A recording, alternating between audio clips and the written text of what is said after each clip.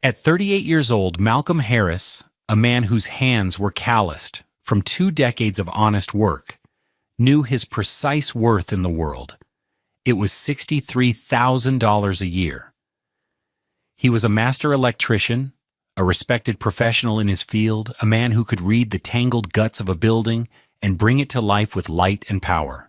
But in his own home, in the meticulously curated spaces of the Germantown townhouse he shared with his wife, Rochelle, he often felt like a faulty appliance, functional but ultimately replaceable, and certainly not something to show off. Tonight, the feeling was particularly acute. They were at a restaurant called Acre, a place where the entrees started at $50 and the ambient lighting was so artfully dim it felt designed to obscure price tags. It was Rochelle's mother's birthday, and the table was a study in contrasts. On one side sat Rochelle, radiant and poised in a deep blue dress that had cost $400, a birthday gift from her to her mother. Next to her, the mother, Patrice, wore a silk blouse and a diamond tennis bracelet that Malcolm knew had a value approaching $5,000. It shimmered under the single focused spotlight above their table, a tiny cold star.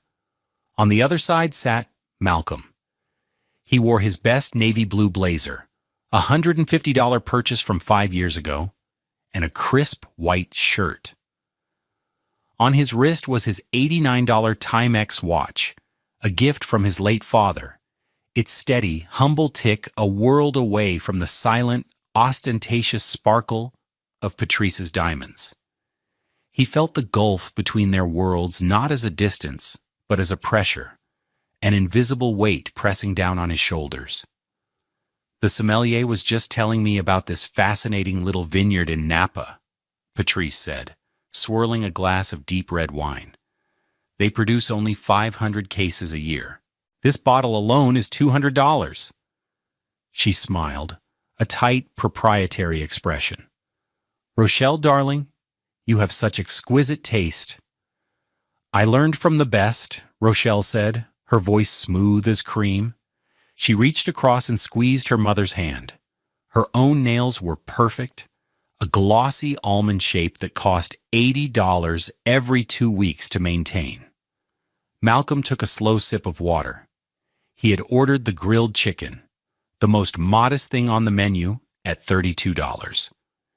He had already calculated the evening's cost in his head, with the wine, the appetizers, and their 3 expensive main courses. The bill would likely exceed $600. That was nearly 2 full weeks of his take-home pay, after taxes.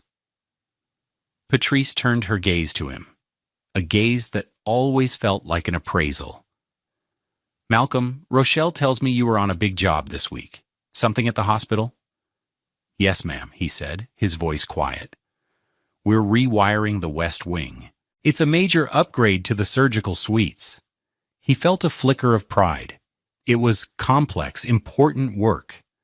Patrice nodded slowly, taking another delicate sip of her wine. "A trade is such a useful thing to have," she said, her tone dripping with condescension. "It's so tangible." She paused, letting the word hang in the air. "My Gerard, Rochelle's father, he was a surgeon. A profession, you see. The mind, not the hands. The income potential is just different." The air went still. Malcolm felt a familiar hot flush creep up his neck. He looked at Rochelle, waiting for her to say something, to defend him, to bridge the gap her mother had so casually blasted open. He hoped for a simple, "Mother, please," or "Malcolm's work is very skilled." But Rochelle just smiled faintly, a placid, unreadable expression on her beautiful face. She adjusted the cuff of her dress. "Mother, you'll embarrass him," she murmured, which was not a defense but a confirmation of the insult. It was a statement that implied he should be embarrassed. The humiliation was a cold, metallic taste in his mouth, more potent than the expensive wine he hadn't ordered. He looked down at his hands, resting on the crisp white tablecloth. They were clean, the nails trimmed, but the calluses were permanent, a roadmap of his life's work etched into his skin. These hands had paid for the $400 dress, for the $80 manicure, for his share of the rent on their $2,800 a month townhouse. These hands were currently paying for this very meal where he was being told they were lesser than. He felt like a ghost at the table, the silent financier of a life he was not truly welcome in. He had no idea in that moment how right he was. He had no idea that the money from his hands was flowing away from him in a secret, silent river, and that the woman smiling beside him was the one directing its current. What Rochelle and her mother didn't know was that Malcolm's quiet nature wasn't a weakness. It was a habit of observation. He had been taught by his father, a man of few words and profound wisdom, to watch and to listen before acting, and he had been watching for a very long time. 7 years ago, their life had been entirely different. It had been built not on the glossy pages of magazines, but on the solid foundation of shared dreams and a carefully managed budget.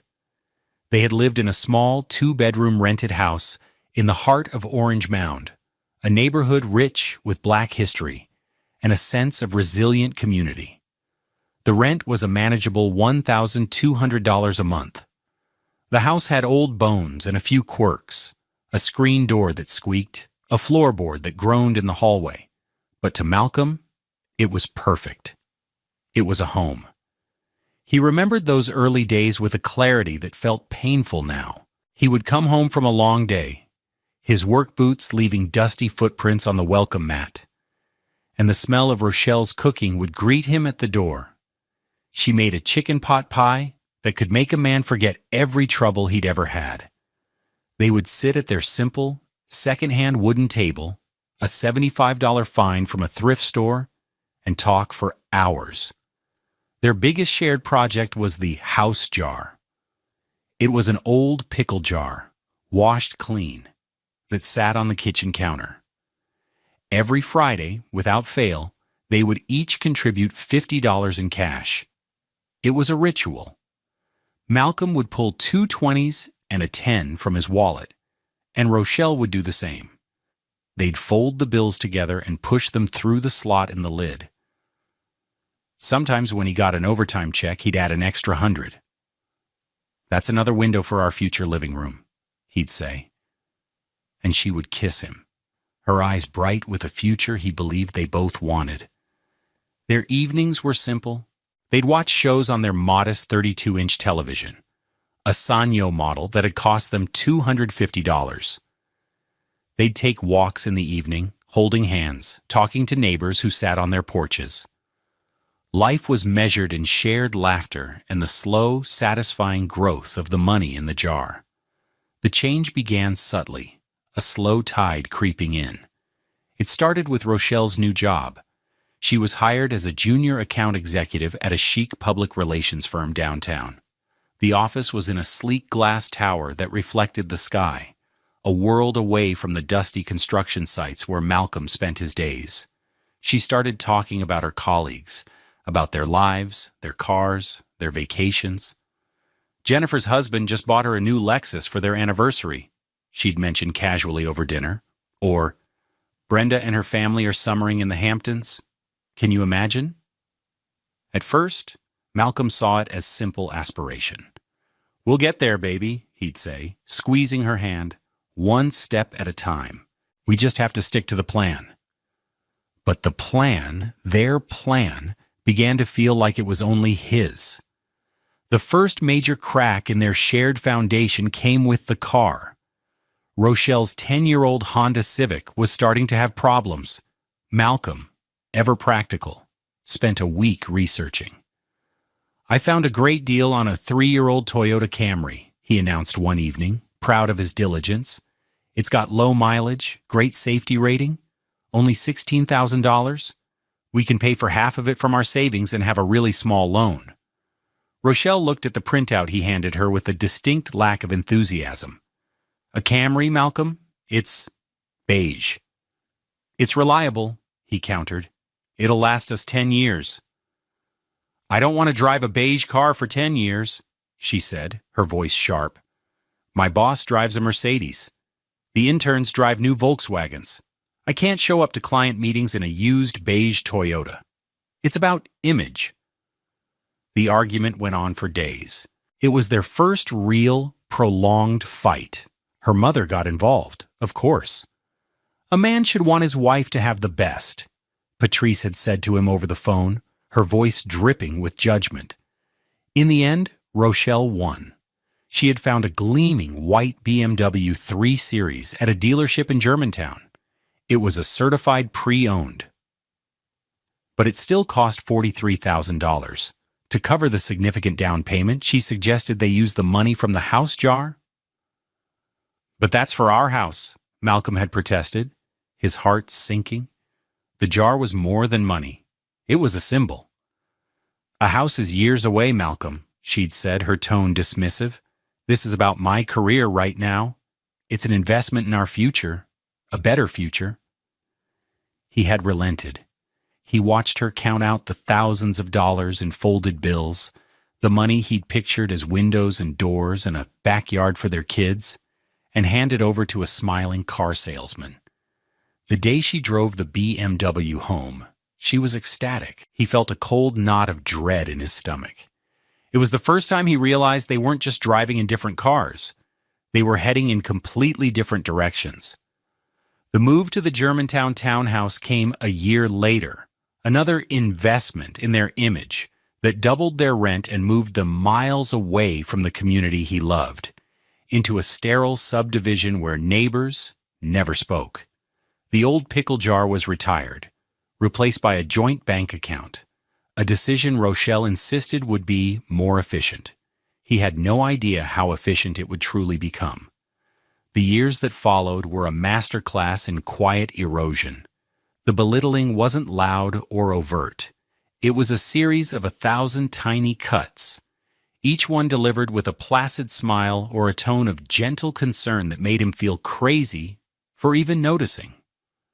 Rochelle's cruelty was an art form, wrapped in the guise of helpfulness. It began with the budget. One Saturday morning, Rochelle sat him down at their new, expensive glass dining table, a $1,500 piece she'd picked out. She had her laptop open to a spreadsheet, a dizzying array of columns and colors. "Honey," she began, her voice patient, as if speaking to a child. "I've been looking at our finances, and I think I've found a way to optimize things." Malcolm, who had always been diligent with his money, felt a prickle of unease. "Okay," he said slowly. She showed him the screen. She had categorized all their spending. The $2,800 rent, the $650 car payment for her BMW, her $200 a month personal care budget for hair and nails.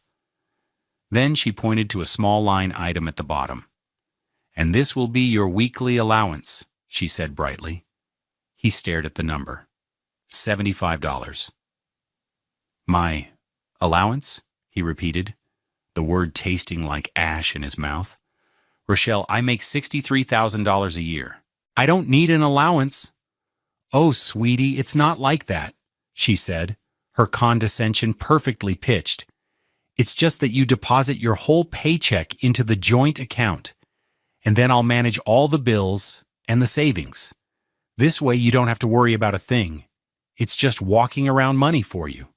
For lunch, gas, whatever. I'm capable of managing my own money, Rochelle." "I know you are," she said, placing a cool hand on his arm. "But you're not a numbers person, Malcolm. You think about wires and circuits. I think about the big picture, compound interest, investments. Let me handle this. It's for us." He felt trapped. To argue would make him seem difficult, controlling. To agree felt like a surrender of his manhood. He looked around the pristine townhouse, at the furniture he was paying for but hadn't chosen, and he felt a profound sense of powerlessness. He agreed. From that day on, his entire paycheck was direct deposited into an account she controlled, and he was handed a small amount of cash each week like a teenager. The insults became more frequent, always veiled.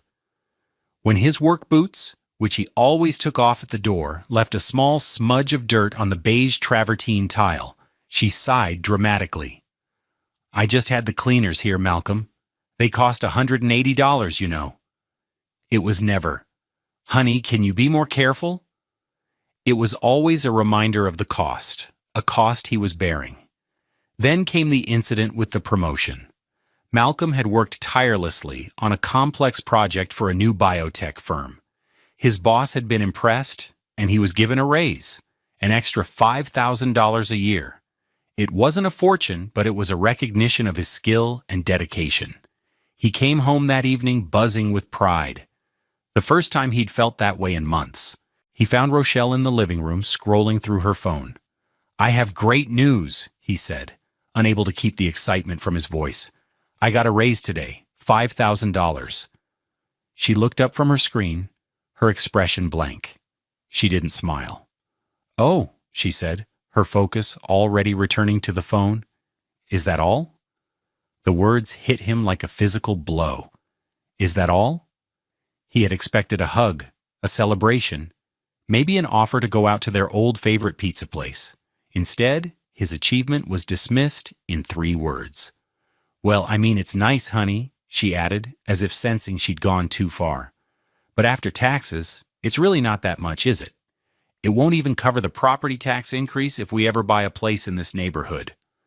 Later that week, he overheard her on the phone with her mother. He was in the garage, putting his tools away, and she was in the kitchen with the window open. Her voice carried clearly on the evening air. Yes? A raise?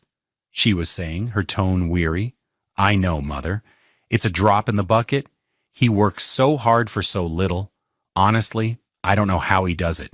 He'll never make real money, you know? Not professional money. Each word was a nail in the coffin of his pride. He stood there in the dim light of the garage, surrounded by the tools that defined him, and felt a hollowness so vast it threatened to swallow him whole. He was just a funding source, a drop in the bucket, for a lifestyle he wasn't even enjoying. The worst was the constant refrain about his dependence on her. He had friends, a good relationship with his brother, a solid community of guys he worked with. But Rochelle had systematically isolated him from them. His friends were too rough. His brother's family lived too simply. She made it clear she didn't enjoy their company, so he saw them less and less, just to keep the peace. What would you do without me to manage everything? She'd say with a little laugh when the utility bill was paid or the car was registered. She framed his life as a chaotic mess that only her superior intellect could keep in order. He started to believe it. His world had shrunk to the walls of that cold, stylish townhouse and the woman who ruled it. It was during one of these low moments, about a year after the move to Germantown, that his mind drifted to his father.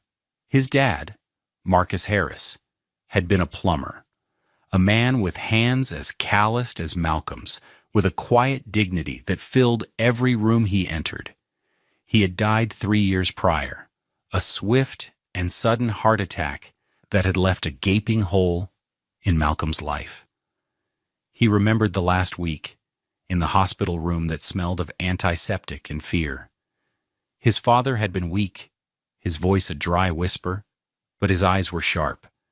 He had motioned Malcolm closer.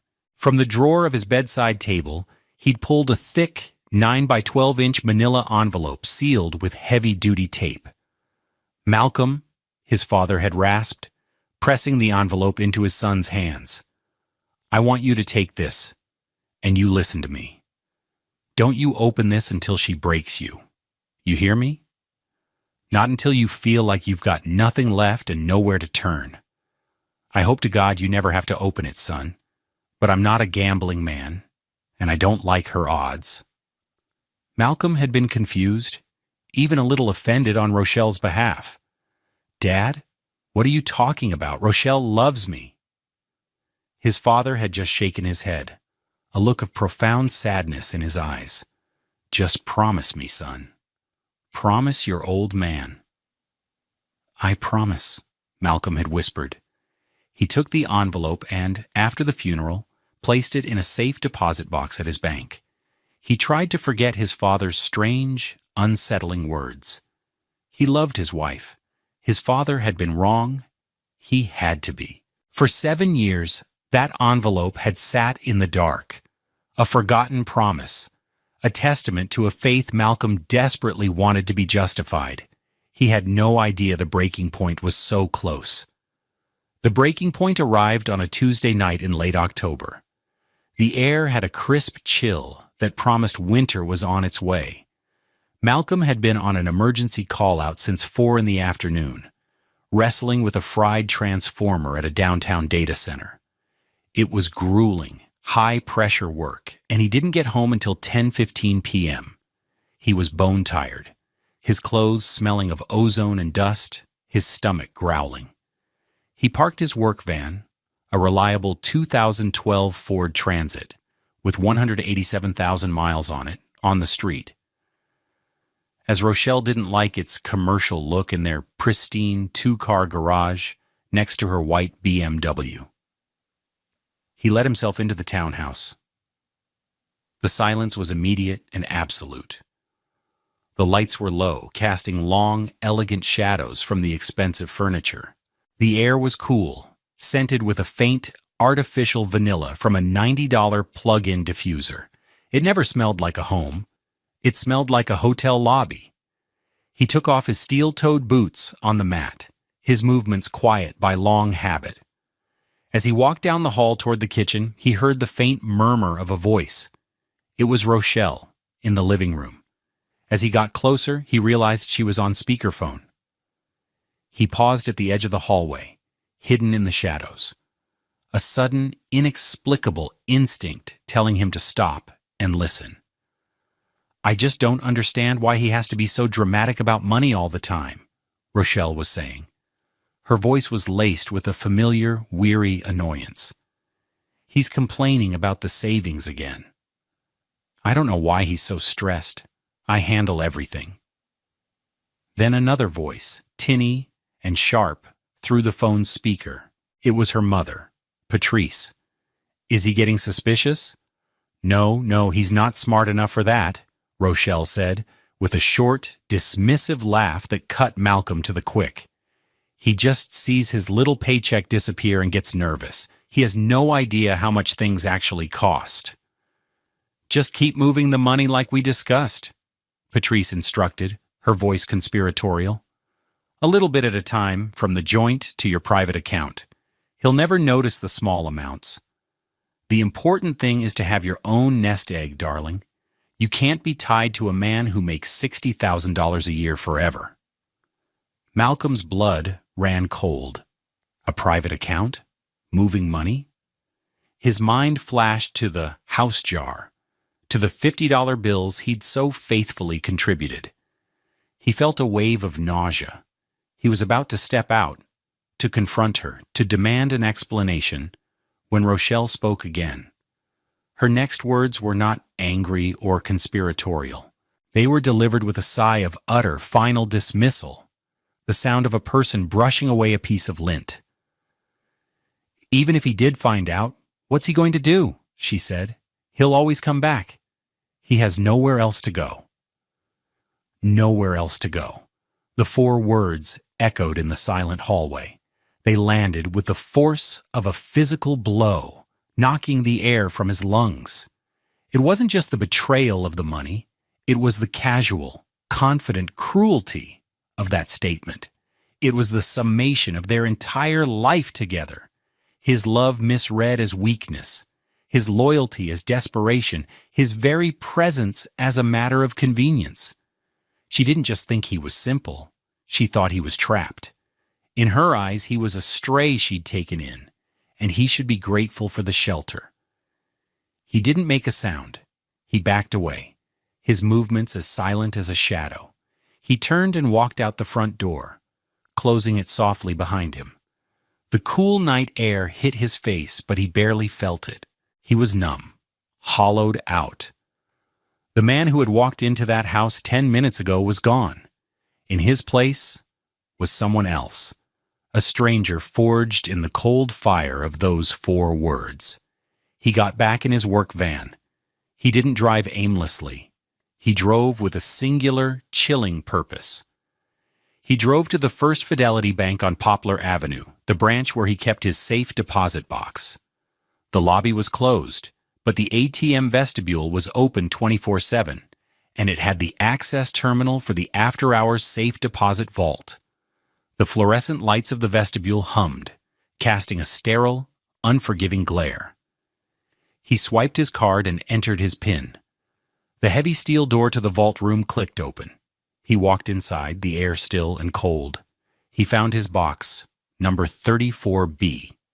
He slid his key into the lock, and the bank attendant's master key was already in place. He turned it. The small metal door popped open. He pulled out the long rectangular box and carried it to the small private viewing booth. He sat down, his heart hammering against his ribs. Underneath a few old car titles and his birth certificate was the envelope. The thick, 9 by 12-inch manila envelope his father had given him. It felt heavy in his hands, heavy with a significance he was only now beginning to comprehend. His hands were trembling, not with fear, but with a cold, clarifying rage. He looked at his watch, the $89 Timex his father had worn for 20 years. The steady tick seemed to count down the seconds of his old life. The time was 11:32 p.m. He ripped the sealed edge of the envelope. The sound of the tearing paper was loud in the silent room, a final, definitive severing. He pulled out the contents. On top was a single-page letter, handwritten in his father's strong, clear script. "Son," it began, "if you are reading this, it means my worst fears came true. I am sorry. I saw this in her from the day you brought her home. A hunger that has nothing to do with love, and everything to do with what she can get. I know you loved her, and maybe she even loved you in her own way. But some people are just built broken. A man's pride is a fragile thing, but his dignity is made of steel. This is your steel. Don't let her or anyone ever make you feel small for the good, honest work you do with your hands. Now, read the rest of this, and then you call Alistair Finch. He's a good man. He'll know what to do." Beneath the letter were documents. The first was a thick, professionally bound portfolio. The cover read, "The Harris Family Legacy Trust." He opened it. It was a legal trust, notarized and executed 5 years ago, shortly after his father's death. His father had funded it with his entire life savings, $150,000. Malcolm was named as the sole beneficiary. A man named Alistair Finch was the trustee. But it was the next set of papers that made his breath catch. They were bank statements from a secret savings account at a different bank, all in Rochelle's name. The statements were from 7 years ago, right after they were married. His father, on a gut feeling, had hired a private investigator for 1 month. The PI had documented small, weekly transfers from their joint account to this secret one. It was the digital equivalent of her skimming from the house jar. The final stack of documents was the most devastating. It was a series of recent printouts generated by a software program. A clause in the trust his father had established gave the trustee monitoring access to any joint account Malcolm was a part of. For 5 years, the trust had been silently, automatically logging every single transaction. There, in black and white, was a clear, undeniable record. Every week, 2 days after his paycheck was deposited, a transfer was made. It started small, $100 a week. Then it grew to $200, then $300. The destination account number matched the one his father's PI had discovered 7 years earlier. He did a quick, rough calculation in his head, his mind, the one Rochelle thought was only good for circuits, moving with lightning speed. It had been happening for years, tens of thousands of dollars. An updated summary sheet from the trust put the current diverted total at $88,450 $1.17. He sat there in the cold, sterile light of the bank vault, the evidence of a 7-year lie spread out before him. He felt no sadness. The man who could have been heartbroken had died in the hallway of the townhouse an hour ago. The man sitting here now felt only a profound, chilling calm. He folded his father's letter, placed it back in the envelope, and slid the damning evidence into his briefcase. He had a name: Alistair Finch. He had the steel his father had promised him, and he had a plan. The next morning, Malcolm woke up at 5:30 a.m. on the lumpy mattress of an $89 a night extended-stay hotel room. He had not gone back to the townhouse. He never would. The man who had feigned ignorance for years out of love was gone. In his place was a strategist. The temperature of his soul had dropped to absolute zero. He was no longer playing for peace. He was playing to win. The first phase of his plan was the most difficult. He had to pretend that everything was normal. He had to become the world's greatest actor, playing the part of the oblivious, simple-minded husband Rochelle believed him to be. He started by calling her at 7 a.m. He let the phone ring once, twice, then hung up. A minute later, he sent a text. "Hey, sorry, got called out for an emergency job last night. Major power surge at a warehouse. Just wrapping up now. We'll be home in a bit." It was a perfect lie, plausible and consistent with his work. He spent the next hour at a diner, drinking coffee and meticulously planning his moves. He used a burner app on his phone to call the number his father had left for Alistair Finch. A calm, professional voice answered on the second ring. "Finch and Associates." "I'd like to speak to Mr. Alistair Finch," Malcolm said, his own voice steady. "My name is Malcolm Harris." There was a brief pause. "One moment, Mr. Harris." A moment later, a new voice came on the line, warm but firm. "Mr. Harris, Alistair Finch here. I've been expecting your call for a long time. Your father was a great man." "He was," Malcolm said, a lump forming in his throat. He quickly swallowed it down.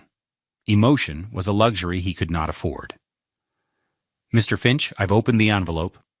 "I see," Finch said. There was no surprise in his voice, only a somber readiness. "The trust is armed and ready, Malcolm. Your father called it the steel. He wanted you to have a tool that was sharper and stronger than any betrayal. We just need your word to proceed." "You have it," Malcolm said. "But not yet. I need a few days. I need her to be comfortable. I need her to believe she has all the power." "A very wise strategy," Finch said approvingly. "Let her walk deeper into the trap she set for herself. Call me when you're ready to spring it. We will be prepared." That evening, Malcolm went home. He walked into the townhouse braced for a confrontation, but Rochelle was distracted. She was planning a weekend trip to a spa with her friends. "Oh, there you are," she said, barely looking up from her laptop. "You look exhausted." "Long night," he said, forcing a weary smile. He walked over and kissed the top of her head. He felt nothing. It was like kissing a marble statue. "Listen, for that emergency call-out, I got a pretty decent bonus. $500. I was thinking we should put it straight into our savings." He watched her face closely. Her eyes lit up. It was a flicker of pure, unadulterated greed. "Oh, that's wonderful, honey," she said, her voice suddenly full of affection. "That's so responsible of you, see? You are getting better with money." He just nodded, the insult sliding off him like water off a duck's back. "I'll transfer it over now," he said, pulling out his phone. Of course, he transferred it to his own new private account he'd opened that morning, but he showed her a faked confirmation screen. She beamed. The next few days were a living hell of feigned normalcy. He made her coffee in the morning. He asked about her day. He listened to her complain about a colleague at her $120,000 a year job. Each word of hers, each casual assumption of his ignorance, was another piece of evidence he stored away. On Thursday night, he executed the centerpiece of his performance. Let me take you out tomorrow night, he said, to celebrate my bonus. Anywhere you want. Her face lit up. Really? Can we go to Erling Jensen? It was one of the most expensive and exclusive restaurants in Memphis. A tasting menu there could cost $200 per person. Absolutely, he said, smiling. Whatever makes you happy, Rochelle. The dinner was surreal.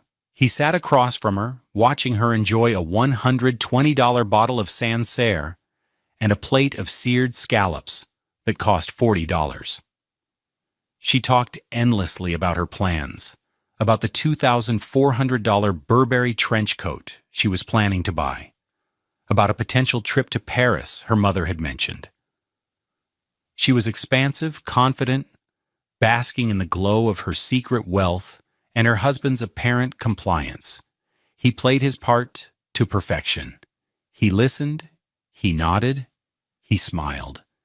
He was the simple electrician, content in his ignorance, happy to fund a life he couldn't comprehend.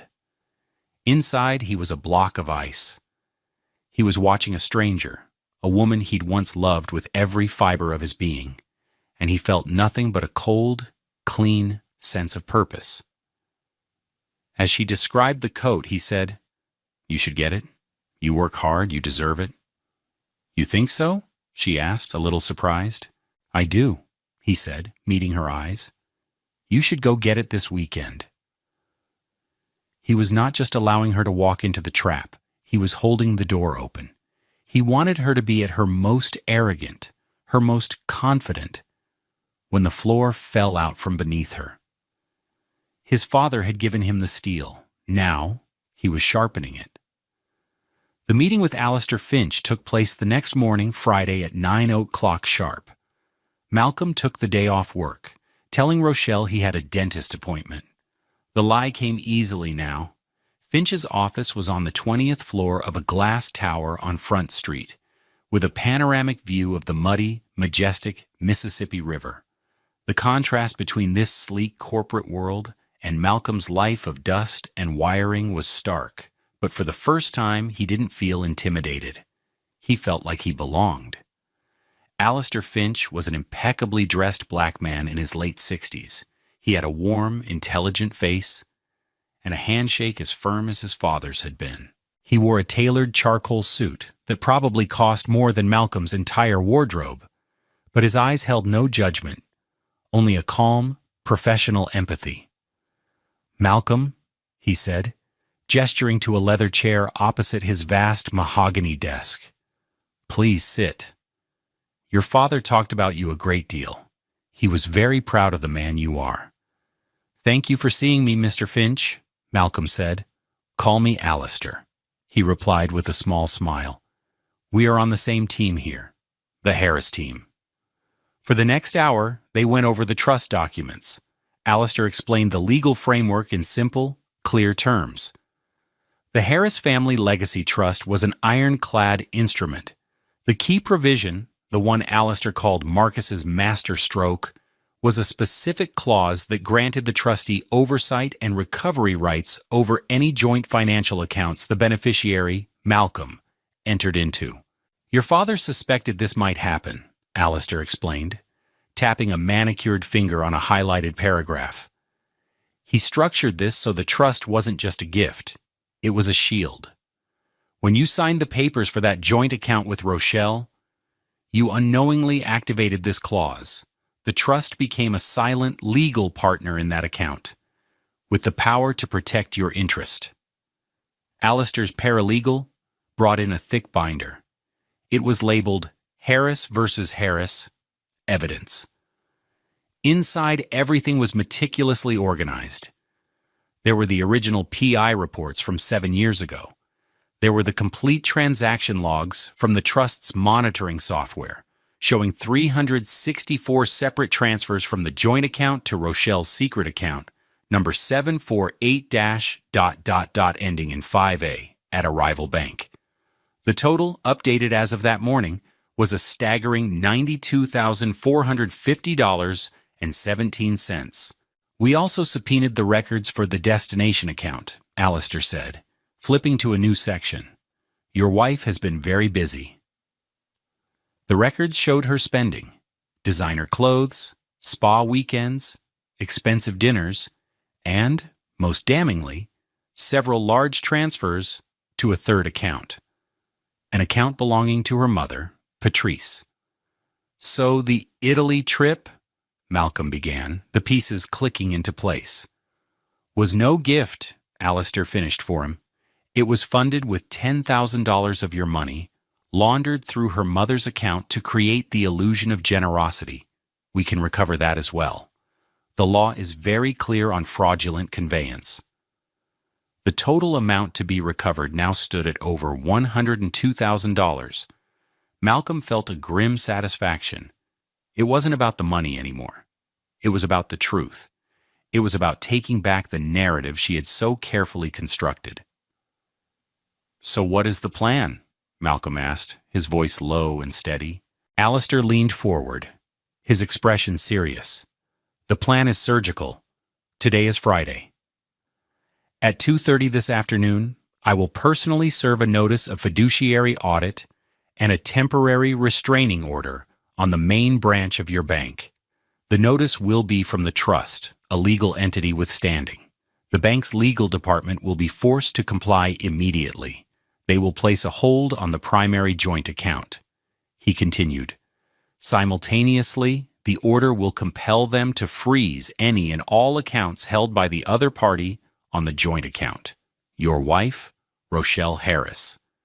That includes her secret savings account. It also extends to any accounts she is a co-signer on, or any to which a pattern of fraudulent transfers can be demonstrated. That will include her mother's." Malcolm's eyes widened slightly. He hadn't expected it to be so comprehensive.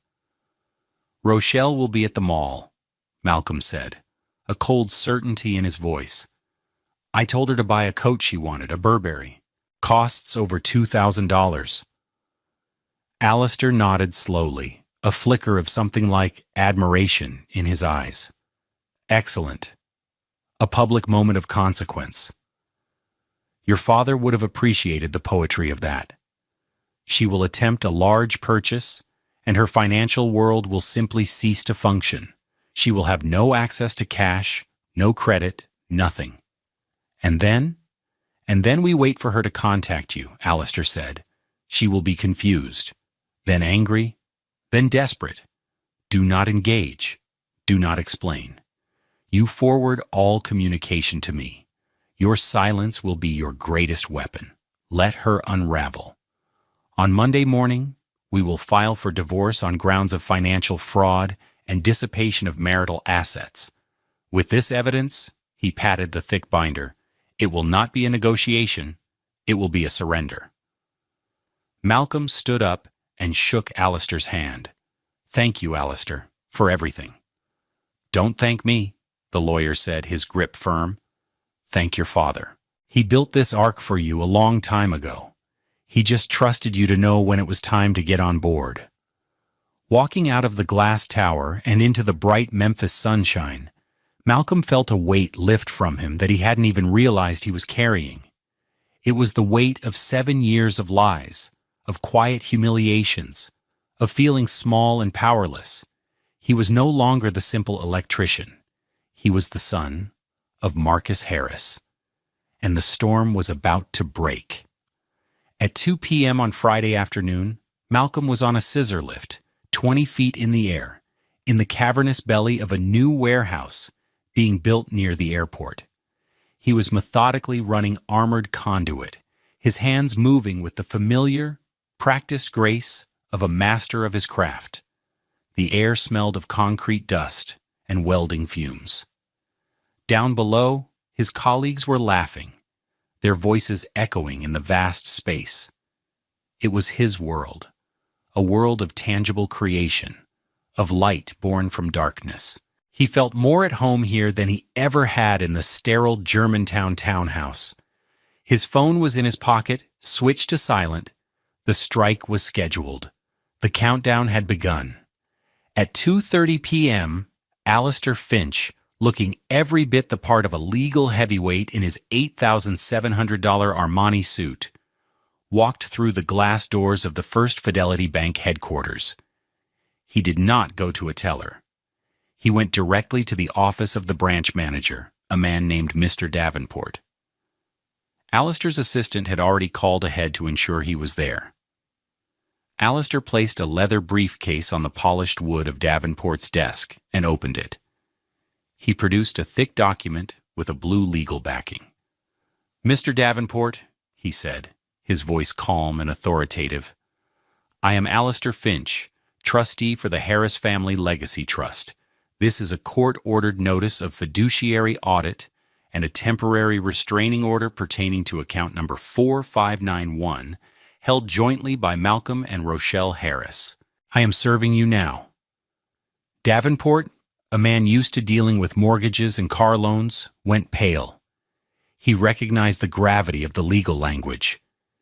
He immediately picked up his phone and called the bank's corporate legal department.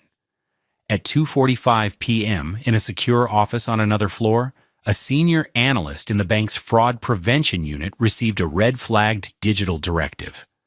The directive was clear: execute an immediate system-wide freeze.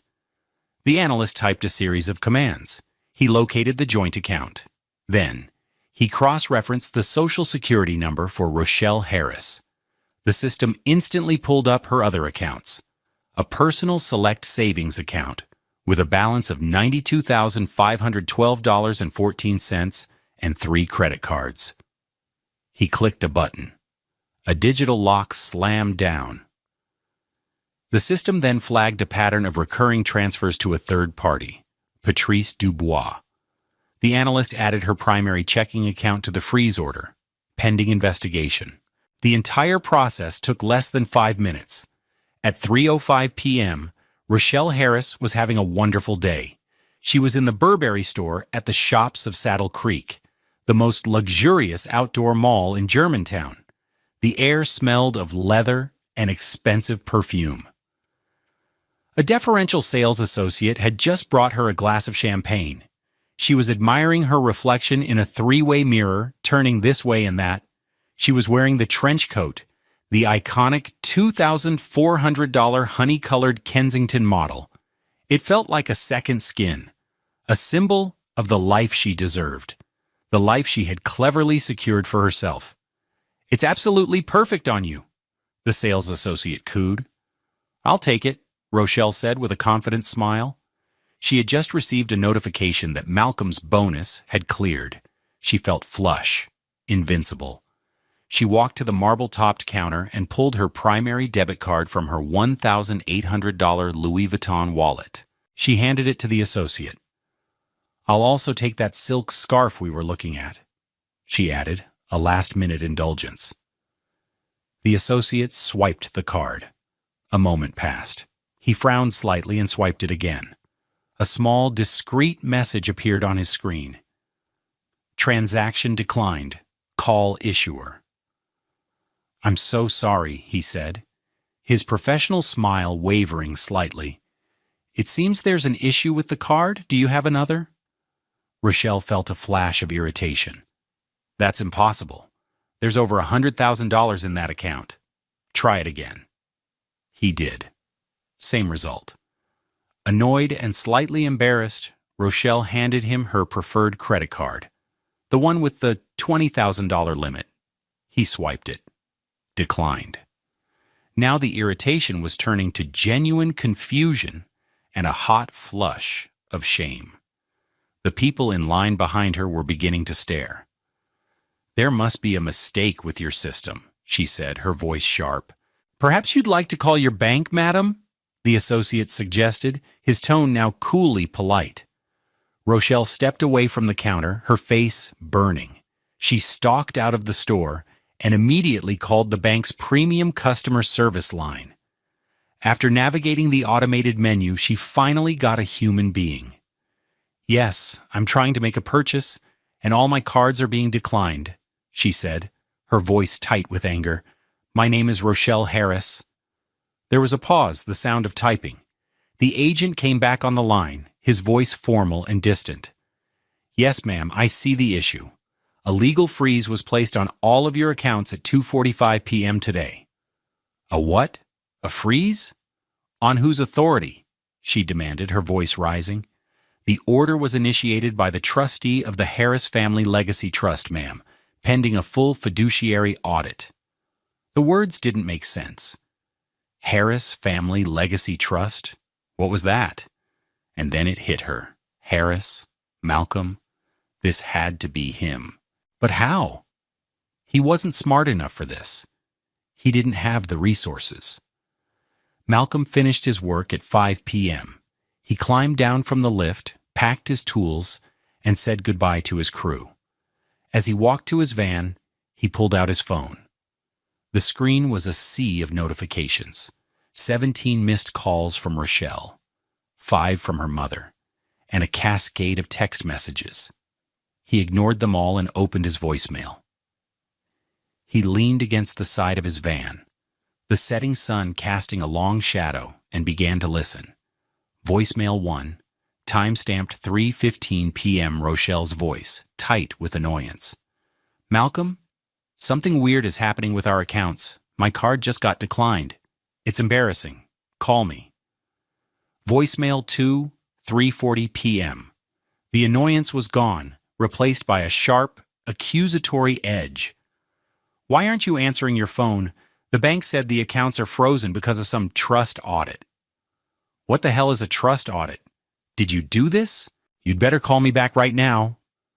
Voicemail 3, 4:15 p.m. Full-blown panic. Her voice was high-pitched, frantic. My mother just called me, screaming. Her bank account is frozen too. The one she used to gift us the trip to Italy. What the hell did you do, Malcolm?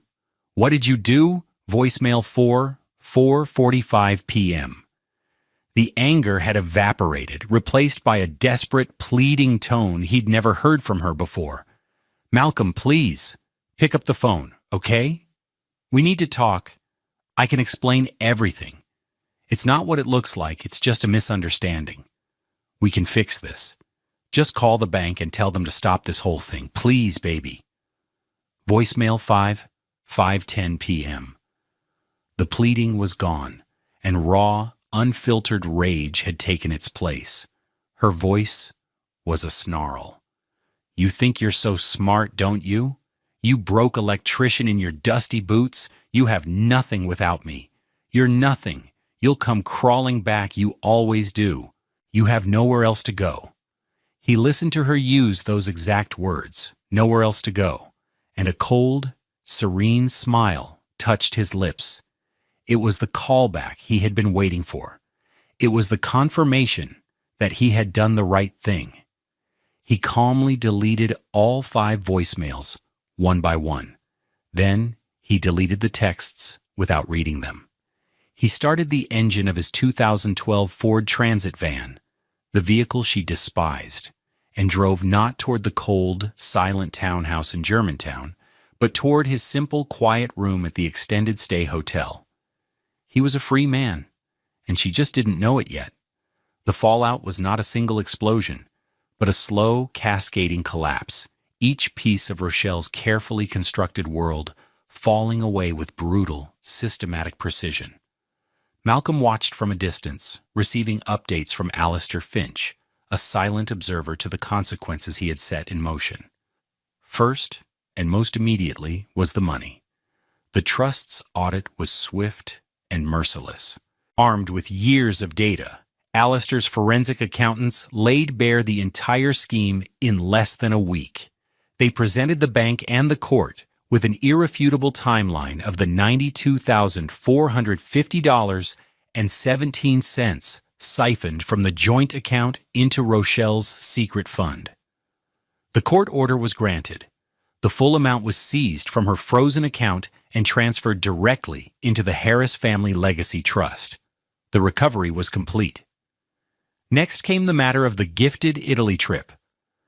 Alistair's team demonstrated the clear path of the funds from the joint account to Rochelle's account to her mother Patrice's account and then to the travel agent.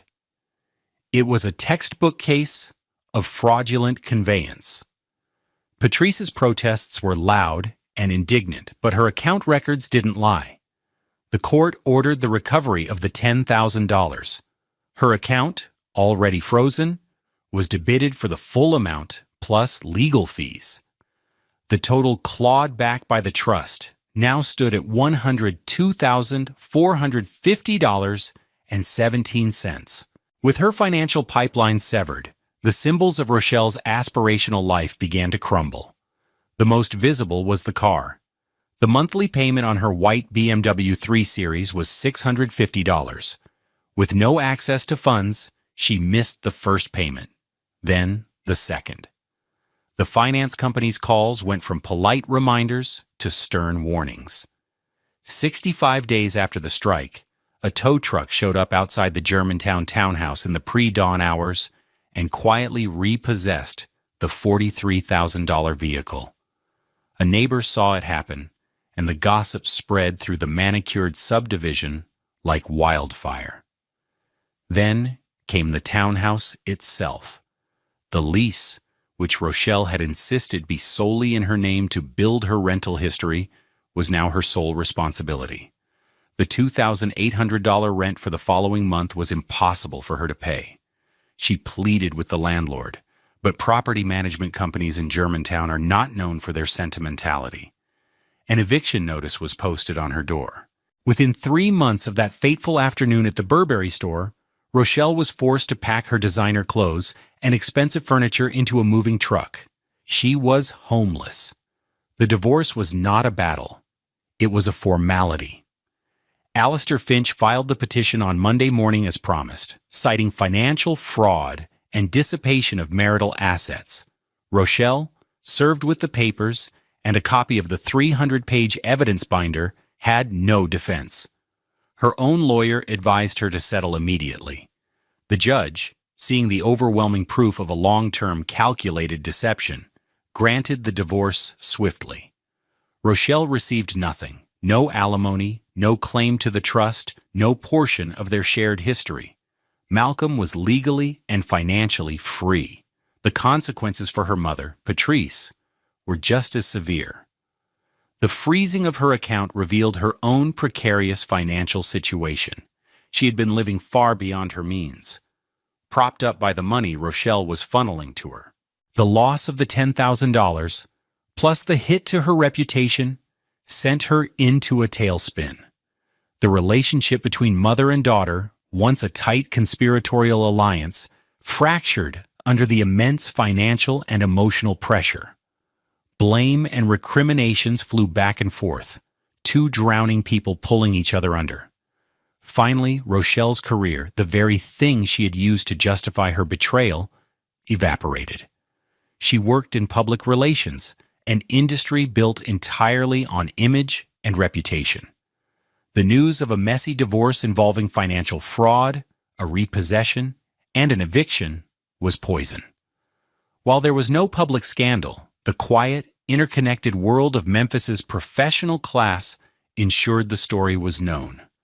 Her firm, citing a sudden corporate restructuring, terminated her position. Her 6-figure salary vanished overnight. The last Malcolm heard, Rochelle and her mother were sharing a cramped 1-bedroom apartment in a rundown complex on the outskirts of the city. The kind of place Rochelle would have sneered at just months before.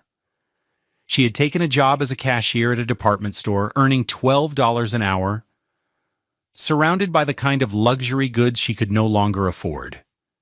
She had lost the car, the house, the money, her career, and the respect of her mother. She had gained only the crushing weight of her own choices. She had built her life on a foundation of lies, and it had all been repossessed. 2 years passed. The world turned. Seasons changed, and the sharp edges of betrayal began to soften, not into forgiveness for her, but into peace for him. One Saturday morning in April, Malcolm stood on the newly built front porch of his own home. A gentle spring rain had just passed, and the Memphis sun was breaking through the clouds, making the wet leaves on the old oak tree in his front yard glisten. The air smelled of damp earth and fresh-cut lumber. It was the smell of renewal. The house was in Orange Mound, the neighborhood he had always loved. It was a small 1940s bungalow that he had bought for a startlingly low price of $70,000. It had been a wreck, abandoned and neglected, with boarded-up windows and a sagging roof. He had purchased it for cash, using a portion of the money the trust had recovered. For 2 years, he had poured his heart, his skill, and his time into this house. He spent his weekends and evenings here, a man possessed by a creative purpose. He had ripped out the old, dangerous knob and tube wiring and replaced every inch of it himself, his work meticulous and perfect. He had replumbed the entire house, installed a new roof, and sanded the original hardwood floors until they shone with a warm, deep luster. His hands, the hands Rochelle had once implicitly scorned, had taken a broken thing and made it whole and beautiful. He had built more than a house. He had rebuilt his life. He lived here now, completely mortgage-free. In the backyard, where there had once been only weeds and broken glass, there was now a thriving garden. He had rows of tomatoes, cucumbers, and peppers, their green shoots pushing up toward the sun. Working in the soil grounded him, connected him to something real and growing. His life was his own now, on his own terms. He had quit his old job and used the remaining funds from the trust, along with his own savings, to start his own electrical contracting business. Harris Electric, quality work, honest price. It was just him and one apprentice, a young man from the neighborhood eager to learn a trade. He was making more money than he ever had before, but more importantly, he was building something that was entirely his. As he stood there, sipping his coffee, he saw the mail carrier drop a letter in his new mailbox. He walked down the porch steps and retrieved it. Amid the bills and junk mail was a single, plain white envelope. The return address was one he didn't recognize, but the handwriting was hers. He took it back to the porch and sat down on the swing he'd built. He opened it. The letter inside was short, written on simple, lined paper. Malcolm, I don't expect you to read this, and I don't deserve for you to. I know sorry is a useless word after everything I did, but I am. I was a person I don't recognize anymore, chasing things that I thought mattered. I lost everything, but it turns out I had already lost the only thing that was ever real. I hope you are happy. I hope you have found peace. Rochelle. He read the letter twice. There was no anger, no bitterness. Oh, he felt a quiet, distant sadness for the woman who had written it. A woman so lost she had to destroy her own life to find herself. He folded the letter and placed it on the small table beside him. He had forgiven her long ago, not for her sake, but for his. Holding on to that rage would have been like letting her continue to live in his house, rent-free, and he was done with that. He looked out at the street, at the kids riding their bikes, at his neighbors tending their own gardens. He thought of his father, of the incredible, forward-thinking love that had prompted him to forge that envelope of steel. His father had taught him the value of a trade, the dignity of building and fixing things with your own two hands. Rochelle had taught him a different lesson, that true wealth has nothing to do with a $43,000 car or a $2,400 coat. True wealth is self-sufficiency. It's the profound peace of living a life you built yourself, beholden to no one. It's the quiet pride of owning your own roof, your own time, your own soul.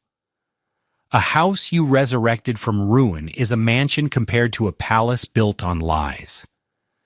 This is the foundation of real love, the kind that lasts. It isn't about what someone can give you. It's about what you can build together. Sometimes the path to that love requires you to tear everything down and start over, not with a partner, but with yourself. The most important project you will ever work on is the construction of your own life. Sometimes the deepest betrayals teach us who we were always meant to be. If you've ever had to rebuild your life from the ground up, Let us know in the comments how you found your strength. We believe every story of resilience is a blueprint for hope, and we read every single one. Thank you for being a part of our community.